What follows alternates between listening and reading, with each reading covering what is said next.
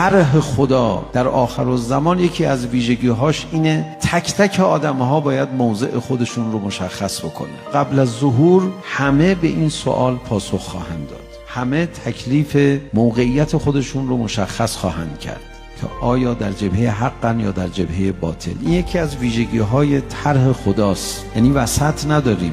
خب اینایی که جاهلن چی؟ ببینید عرض بنده اینه، خدا همه رو داره از جهل در میاره بیرون.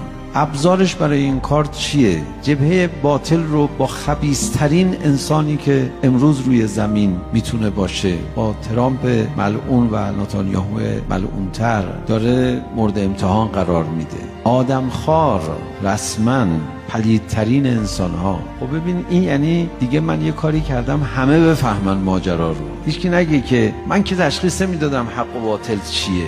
هر کدوم از ماها تو زندگیمون دونه ای احترام خواهیم شد و نمره خواهیم گرفت.